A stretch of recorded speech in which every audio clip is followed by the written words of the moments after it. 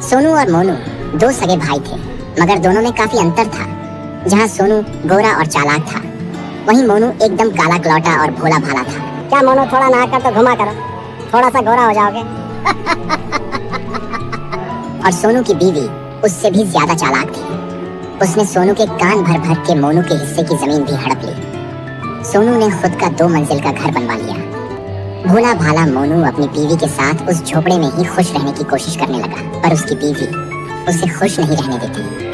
जब देखो तब ताना मार के उसको। एक दिन परेशान होकर मोनू जंगल में बहुत दूर चला गया। रात भर जंगल में ही बिताने के बाद और मुंह धोते हुए मन ही मन में कहा, काश मैं भी अपने भाई की तरह गोरा होता।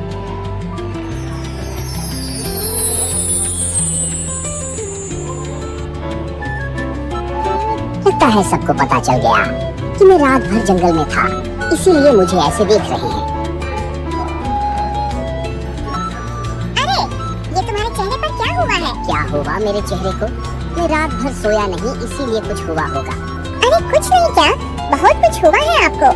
आप तो अपने भाई से भी ज्यादा गोरे हो गए हो। दिन भर वह सोचता रहा कि ऐसा चमत्कार कैसे हुआ। उसे बार बार उस नदी की याद आती है, जब गोरा होने की बात कहते हुए उसने नदी में मुंह धोया था। कहीं उस नदी के पानी में कुछ जादू तो नहीं है। यह सोचकर वह शाम होते ही फिर जंगल में चुपचाप उस नदी के किनारे पहुंच गया और अपने हाथ उस नदी में डुबोते हुए बोला, आपने मुझे गोरा बना दिया, अब भाई की तरह थोड़ा धन भी दे दो। जब ये बात जाकर अपनी बीवी रुक्मणी को बताता है तो रुक्मणी को भी यकीन नहीं होता, पर उसके हाथ में सोने के गहने देखकर यकीन करना पड़ता है। फिर भी वह मोनू से कहती है, हमारी शादी में मेरी माँ ने जो अंगूठी दी थी वो 1 साल से खो गई है। आप उस नदी में जाओ, कहीं शायद वापस मिल जाए। और बीवी की बात सुनकर वह वापस से जंगल की उसी नदी में जाकर अपने हाथ डुबोकर कहता है चमत्कारी नदी, जब आपने इतना दे ही दिया है तो मेरी बीवी की खोई हुई अंगूठी भी दे दो।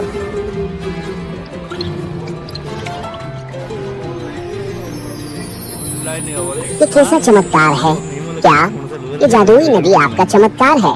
हाँ, मैं एक जादुई नदी हूँ। तुम अपने और अपने दोस्त के लिए जो भी चाहोगे, जो भी मांगोगे, वो तुम्हें मिल जाएगा। क्या आप सच कह रही हो, जादुई नदी? हाँ, मगर याद रहे, तुम अपने दुश्मन के लिए जो भी मांगोगे उसका दुगना तुम्हें मिलेगा। अगर ऐसा है तो मेरा एक ही दुश्मन है, मेरा सगा भाई सोनू, जिसने मेरी जायदाद हड़प ली है। मैं चाहता हूँ उसका 2 मंजिल का घर 3 मंजिल का हो जाए।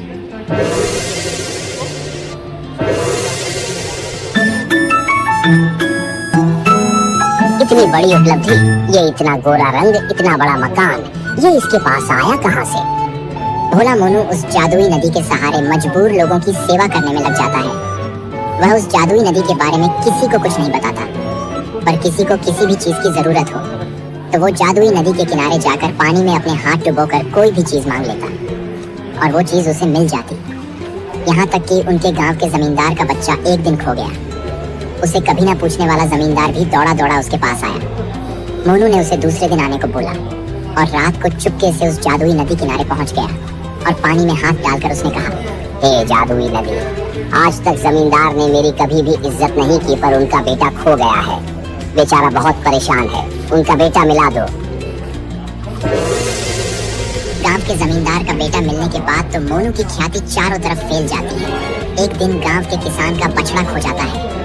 किसान के मासूम बच्चे को उस बछड़े से इतना प्यार होता है कि उसके खोने के दुख में वह बुरी तरह बीमार हो जाता है। किसान भागा भागा मोनू के पास आता है। उसके बच्चे की हालत सुनकर मोनू उसे दिलासा देता है कि उसका बछड़ा कल सवेरे मिल जाएगा। उसकी बात उस पर गिद्ध की नजर जमाए उसका भाई सोनू सुन लेता है और रात को उसके निकलते ही उसका पीछा करता है और उसे जादुई नदी में हाथ डालकर बछड़ा निकालते देख उसे सारी बात समझ में आ जाती है। मोनू को वहाँ से बछड़ा लेकर जाते ही वह जल्दी जल्दी जादुई नदी के पास पहुँचता है और जादुई नदी में अपने हाथ डालकर कहता है, मेरी बीवी को सर से पांव तक सोने से लाद दो, इतने गहने दो। धन्यवाद जादुई नदी, अब मैं आपसे हर चीज मांग कर ले जाऊंगा। हाँ, मगर याद रहे, तुम अपने दुश्मन के लिए जो भी मांगोगे उसका दुगना तुम्हें मिलेगा। मैं भला अपने दुश्मन या दोस्त के लिए कुछ क्यों मांगूंगा?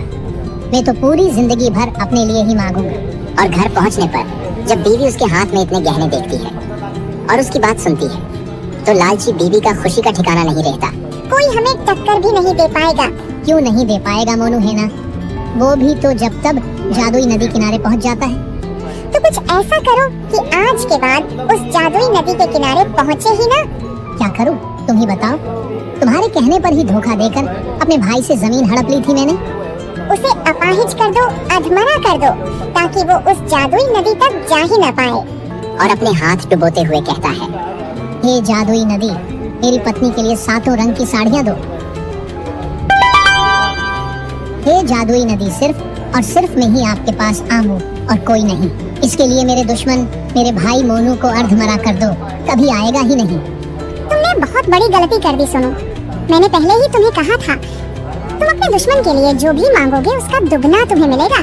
तुमने कहा तुम्हारे दुश्मन को अधमरा कर दो, अब तुम पूरे ही मारे जाओगे। लालच में सोनू को जादुई नदी की कही बात याद ही नहीं रही और दूसरी ओर मोनू अपनी बीवी से बातें करते करते जमीन पर गिर जाता है। क्या हुआ मोनू, ऐसे एकदम से गिर क्यों गए? अरे ये मुझे अचानक से क्या हुआ है, मैं आज से चल फिर नहीं सकूंगा। सुनो रुक्मणी, तुम उस जादुई नदी के पास जाओ और उस नदी को कहो कि मुझे पहले जैसा ठीक कर दे। और मोनू की बीवी जल्दी से उस जादुई नदी के किनारे पहुंच जाती है और कहती है, जादुई नदी, मेरा पति मोनू अचानक से गिर गया है, वो चल फिर नहीं पा रहा है, उसे पहले जैसा ठीक कर दो। हाँ, तुम्हारे पति को अधमरा के जिम्मेदार मोनू का सगा भाई सोनू है। वो चाहता था कि वह अधमरा हो जाए, इसलिए वो अधमरा बन चुका है और सोनू को उसका दुगना मिला है। सोनू अब पूरी तरह से मर चुका है, पर मोनू की ईमानदारी देखकर मैं प्रसन्न हूँ। मैं उसे वापस से ठीक कर दूंगी। अब जादुई नदी जमीन पर लेटा हुआ मोनू को वापस से ठीक कर देती है। पर आप एक बात हमेशा याद रखना दोस्तों, कभी भी किसी भी चीज से कुछ मिलने लगे तो उसकी शर्तों को मत भूलना, नहीं तो जिंदगी से भी हाथ धोना